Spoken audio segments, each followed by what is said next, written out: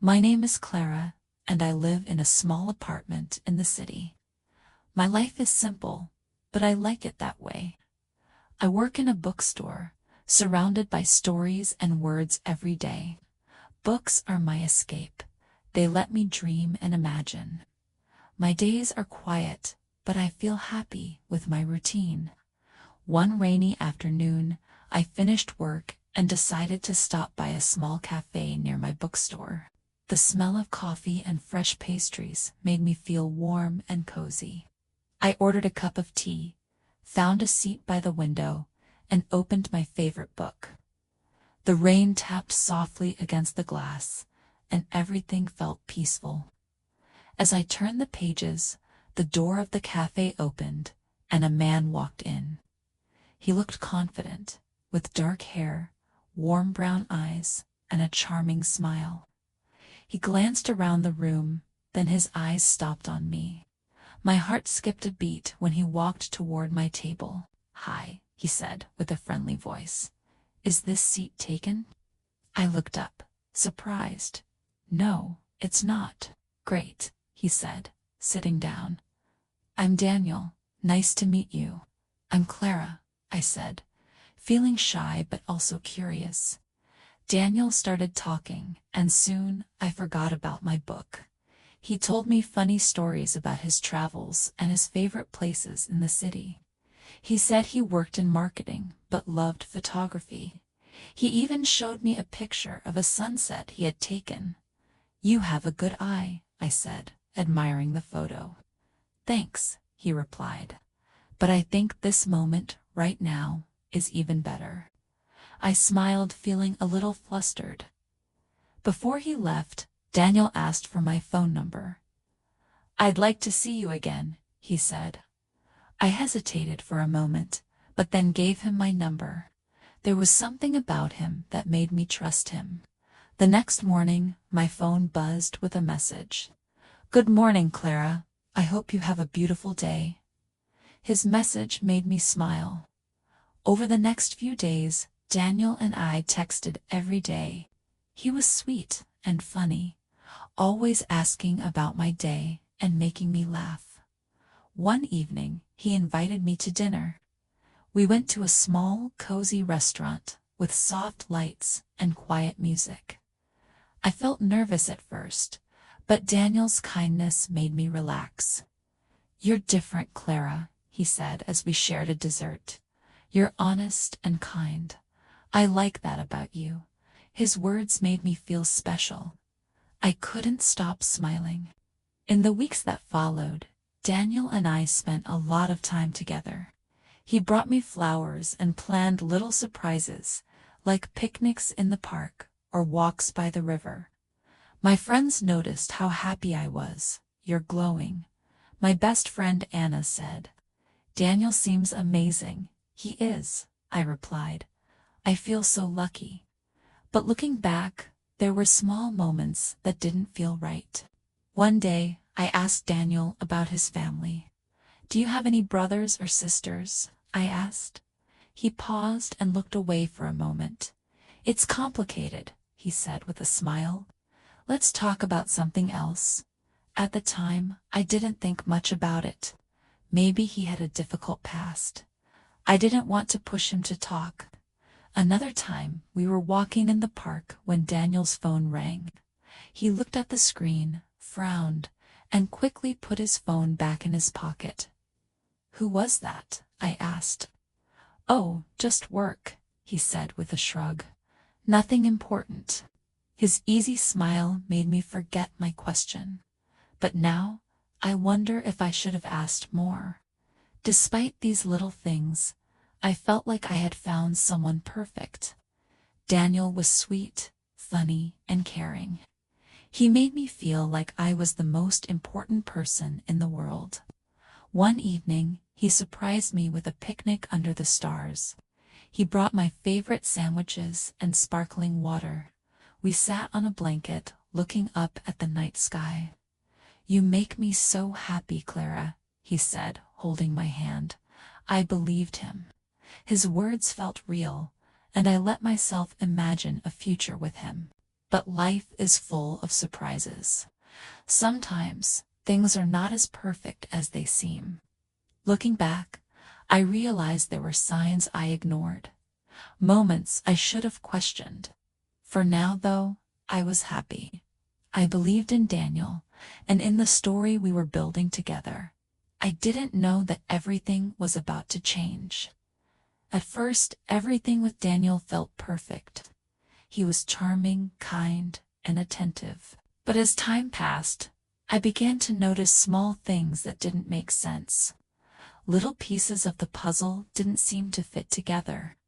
One evening, I was at home, sitting on the couch with a cup of tea. I thought about Daniel and the things he had told me. His life seemed so interesting, almost too perfect. But there were details I couldn't ignore anymore.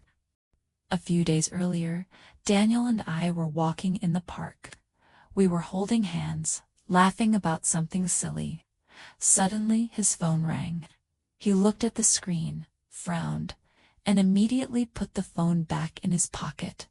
"Who was that?" I asked, curious. "It's just work," he said quickly. "Nothing important." I didn't think much of it at the time, but now I remembered how nervous he seemed when the phone rang. It wasn't like him to act that way.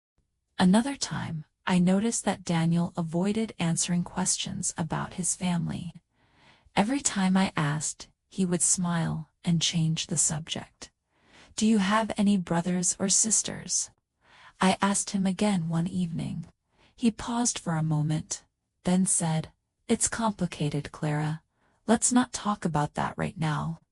His words felt distant, like a door shutting in front of me. I wanted to trust him, but a small voice in my mind told me something was wrong. I decided to share my feelings with Anna, my best friend. We met at a cafe near her house. As soon as we sat down, she looked at me with concern. "Clara, what's wrong?" Anna asked, stirring her coffee. I hesitated. "I don't know, Anna. It's Daniel. He's wonderful." But what?" she said, leaning closer. I took a deep breath. "He avoids my questions about his family. And the other day, he got a phone call and wouldn't tell me who it was. Sometimes I feel like he's hiding something." Anna looked thoughtful. "Have you asked him directly?" "No," I admitted. "I don't want to seem like I don't trust him." Anna shook her head. "Clara, if you feel like something is wrong, you have to trust your instincts. Maybe it's nothing, but you should pay attention to these signs." Her words stayed with me. Anna was right. I couldn't ignore the feeling in my chest that something wasn't right. A few days later, something happened that made my doubts even stronger. Daniel and I had plans to meet for lunch, but he called me at the last minute to cancel. "I'm sorry, Clara," he said over the phone. "Something came up at work. Can we reschedule?" I tried to hide my disappointment. "Of course. Is everything okay?" "Yes, everything's fine," he replied. "I'll call you later." After hanging up, I decided to go for a walk to clear my mind. I walked to the park where Daniel and I often went. The fresh air helped me feel a little better. As I walked past a bench near the fountain, I stopped suddenly. There, sitting on the bench, was Daniel. He wasn't alone. A woman was sitting next to him, talking animatedly. She had long dark hair and was wearing a bright red coat. Daniel looked serious as he listened to her, nodding occasionally. My heart raced. Why was he here? Who was she? I stood frozen for a moment, unsure of what to do. Then, as if he sensed someone watching, Daniel looked up and saw me. His eyes widened in surprise, and he quickly stood up. The woman turned to look at me too, but she didn't say anything. "Clara," Daniel said, walking toward me. "What are you doing here?" "I could ask you the same thing," I said, trying to keep my voice calm. "This is a friend from work," he said, gesturing to the woman. We were just talking about a project. The woman didn't say anything. She simply looked at me, then at Daniel, before standing up and walking away. Wait, I said, confused. She didn't even say goodbye. She's in a hurry, Daniel said quickly. Clara, it's not what you think. What do I think, Daniel? I asked, my voice shaking. He reached for my hand, but I pulled away. Clara, please. Let's talk about this later. I'll explain everything. I didn't say anything. I turned and walked away, my heart heavy with doubt. That evening, I sat alone in my apartment, replaying the scene in my head. Who was that woman? Why did Daniel look so nervous? A part of me wanted to believe his explanation. Maybe she really was just a colleague. But another part of me couldn't forget the way he acted. It didn't feel right. I thought about what Anna had said. Trust your instincts. For the first time since meeting Daniel, I felt unsure about everything. The perfect picture I had of him was starting to crack, and I didn't know what I would find on the other side. After the strange encounter in the park, I couldn't shake the feeling that something was deeply wrong. Daniel's nervous reaction, the woman's silence, and the hurried way he dismissed my questions, it all stayed in my mind, like pieces of a puzzle I couldn't fit together. For days I tried to act normal. Daniel sent me sweet messages as if nothing had happened, but I couldn't stop thinking about the look on his face when he saw me. My instincts told me I needed to find out the truth, even if I didn't like what I would discover. One evening after Daniel and I had dinner together, he left his phone on the table while he went to the kitchen. The screen lit up with a message. I wasn't planning to look, but something caught my eye. The name of the sender was Sophia. I froze. Could this be the woman from the park? My heart raced as I debated with myself. Should I open it? Was it wrong? But before I could decide, the message preview popped up. When can we meet? I miss you. My chest tightened. I stared at the phone, my mind spinning. Who was Sophia? What was going on? Over the next few days, I became more observant. When Daniel was distracted, I noticed how protective he was of his phone. He always kept it face down and didn't leave it unattended. It wasn't like him. One night, after he fell asleep on my couch, I saw his phone buzzing again. This time, I picked it up. My hands were shaking as I unlocked it, using the simple code he had once told me casually. There were more messages from Sophia, and they confirmed what I feared. She wasn't just a friend or a coworker. Their conversation was personal, intimate. She called him babe, and he told her he couldn't wait to see her again. My heart broke as I scrolled further. There were pictures of them together, laughing and holding hands. He was smiling in a way that felt so familiar, but this time it wasn't for me. The next morning I called Anna. I need to talk, I said, trying to keep my voice steady. We met at the cafe, and I told her everything. I showed her the messages and photos. Clara, Anna said, looking furious. You can't let him get away with this. You need to confront him. I will, I said, my voice trembling. But I need to know everything first. Anna nodded. Then start looking. If he's lying about her, he might be lying about other things too. I started digging into Daniel's life, something I never thought I would do. I checked his social media profiles, but they were strangely empty. No posts about me, no pictures from the places we went together. It was like I didn't exist in his life online. Then I searched for Sophia. It wasn't hard to find her. Her profile was public, and there she was, the same woman I saw in the park. As I scrolled through her photos, I felt sick. There were more pictures of her and Daniel, with captions like "My love" and "Our special day." It was clear Daniel was living a double life. That evening, I couldn't pretend anymore. I called Daniel and asked him to come over. When he arrived, I could barely look at him. "What's wrong, Clara?" he asked, his voice full of concern. I took a deep breath and showed him the messages. "Explain this, Daniel. Who is Sophia?" His face went pale. For a moment, he didn't say anything. Then, he sighed and sat down. "Clara, it's not what you think," he started.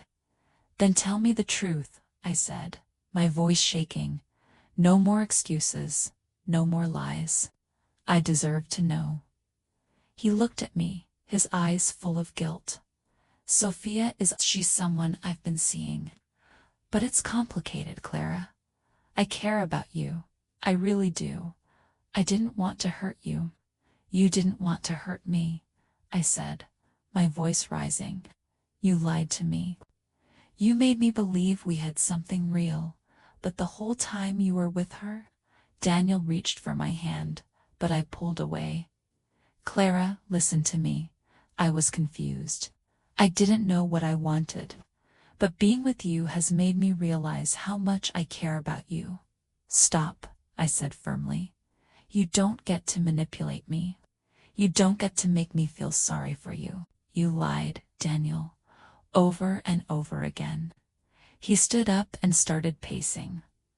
"I was scared, okay? Scared of losing you. You're different, Clara.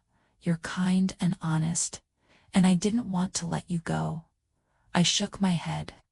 "If I'm so important to you, why didn't you tell me the truth? Why did you keep seeing her?" Daniel didn't answer. He just looked at me, as if he was searching for the right words to make me forgive him. But I knew I couldn't. That night, I asked Daniel to leave. He tried to argue, but I stayed firm. "Clara," he said as he stood at the door, "I'm sorry. I never wanted this to happen." I didn't reply. I closed the door and locked it. As I sat alone in my apartment, I felt a mix of emotions: anger, sadness, betrayal. But above all, I felt a strange sense of relief. The truth was painful, but at least I wasn't living in his lie anymore. The next morning, I woke up feeling like the weight of the world was on my chest. My apartment was quiet, but my mind was loud, replaying everything Daniel had said and done. I stayed in bed for a while, staring at the ceiling. Part of me felt empty, like a piece of my life had disappeared. But another part of me, small but growing, felt lighter. The truth hurt, but it was better than living in a lie. I got up, made a cup of tea, and sat by the window. The sunlight streamed in, warming my face. I let the silence wrap around me, giving myself time to think. Over the next few days, I tried to make sense of what had happened. How could I have missed the signs? Why didn't I listen to my instincts? Anna came over one evening to check on me. She brought chocolate and a comforting hug. "I feel so stupid, Anna," I said, tears welling up in my eyes. "I should have seen this coming." "You're not stupid, Clara," Anna said gently. "You trusted him. That's not a weakness, it's a strength. It shows you're kind and open-hearted." "But look where it got me," I said, wiping my eyes. "It got you here," Anna said. "And here is where you start again. Stronger, smarter, and more sure of yourself." Her words stayed with me. Maybe I wasn't stupid. Maybe I had learned something valuable. I started spending more time with myself, rediscovering the things I loved. I went for walks in the park, listening to the birds and the rustling leaves. I picked up my favorite books again, losing myself in stories that didn't hurt. I also started journaling. Every night, I wrote about my feelings, my anger, my sadness, but also my hope. Writing helped me understand that this wasn't just an ending. It was also a beginning. One night, as I wrote in my journal, I realized something important.